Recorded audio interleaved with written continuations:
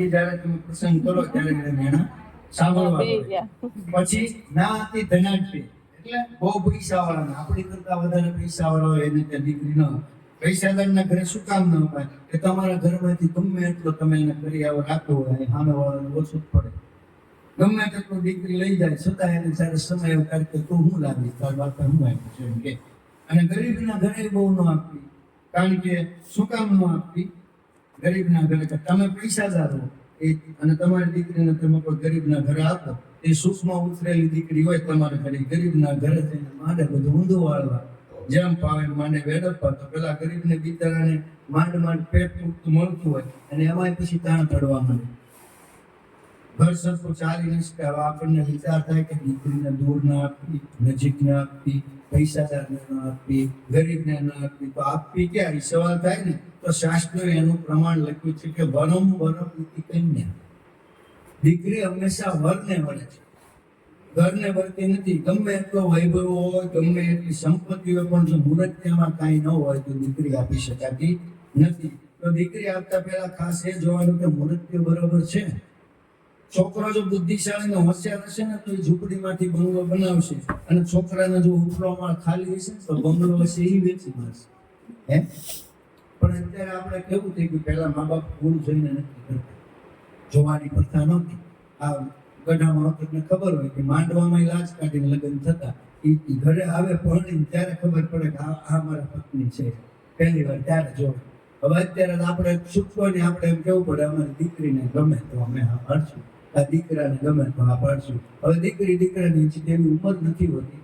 ઠીક છે, આપણામાં તો ભણેલા ગણેલા હોય એટલે સારું રૂપાળું જોવે અથવા સારો બંગલો ગાડી ભાડે એટલે હા પાડી દે, સંસ્કાર ન જોવે. સરસ મજાનું ઇન્સેટ કરીને ફોર વ્હીલ લઈને આવ્યા હોય એટલે હા પાડી દે, અને પછી ઓલો દારૂ પીતો હોય એને ખબર હોય નહીં, પછી દીકરી દુઃખી થાય, છૂટાછેડા થાય. મા બાપને સંતાનનું ખરાબી છે, મા બાપ ગુણ જોઈને કરતા એનું કારણ નહીં હતું કે આ ભાઈના દીકરા છે ને એનામાં સંસ્કાર હશે.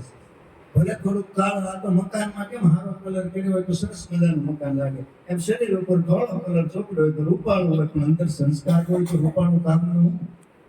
હવે જે છોકરાઓને કઢી ખાતા આવડતી નથી, ઈ નક્કી કરે મારે એને જવું છે, પછી મા બાપનું માણ હેરાન થાય.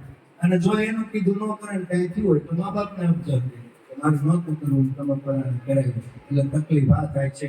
તો દીકરી આપતા પહેલા માતા પિતા વિચાર કરવો જોઈએ. દીકરી કોને આપવી? દક્ષ હૃદય પછી વિચાર કરવા લાગ્યા કે મારી દીકરી મોટી થઈ ગઈ છે. વિચાર કરતા કરતા બ્રહ્માજીને પૂછે છે કે બ્રહ્માજી મારી દીકરી યુવાન થઈ ગઈ છે, એને લાયક કોઈ મૃત્યુ કરો? બ્રહ્માજીએ કહ્યું હા, મારા ઘરમાં એક મૃત્યુ છે. બોલે કોણ? એ કૈલાસનો અધિપતિ સદાશિવ. દક્ષ કહે કેવી વાત કરો છો? ક્યાં મારી દીકરી અને ક્યાં કૈલાસનો અધિપતિ મહાદેવ, જેને રહેવા માટે સારું ઘર નથી, જેને પહેરવા કપડા નથી, જે ભૂત પ્રેતનો સંગ કરે છે. મારા સ્મશાનમાં રહે, ભૂત પ્રેતનો સંગ કરે, રહેવા માટે ઘર નથી, ત્યાં મારી દીકરી કેમ રહી શકે? દક્ષ પ્રજાપતિને બ્રહ્માજી કહે છે કે જો ભાઈ તો હજી મહાદેવને ઓળખતો નથી, મહાદેવ જેવો કોઈ દેવ નથી.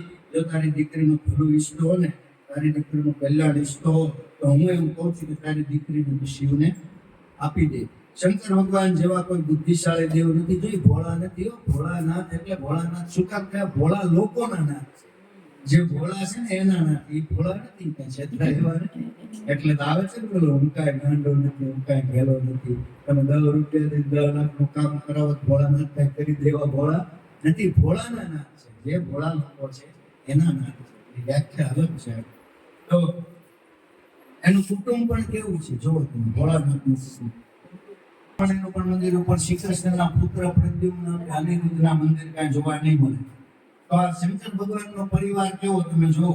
શંકર ભગવાનનું મંદિર, એમના પત્ની ભવાનીનું મંદિર, એમના દીકરા ગણપતિ અને કાર્તિકેય સ્વામીનું મંદિર, માતા પિતાની પૂજા થાય, દીકરાની પૂજા થાય, દીકરાના વહુની પૂજા પણ થાય.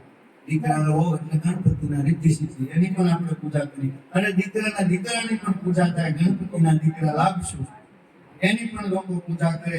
પોતે પૂજા, પોતાનું પરિવાર પૂજે એટલું નહીં, પણ શંકર ભગવાનનું વાહન પોઠિયો છે એને પણ લોકો પૂજા કરે.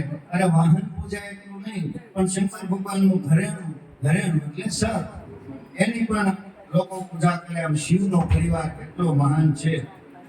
આખું કુટુંબ પૂજનીય છે અને શિવ બધા દેવોમાં મહાન બન્યા છે. શિવજીની બહુ સરસ મજાની સ્તુતિ લખેલી છે. આપણે મને નથી ખબર એમ. બે ઘડી સંગીત કરી લઈએ.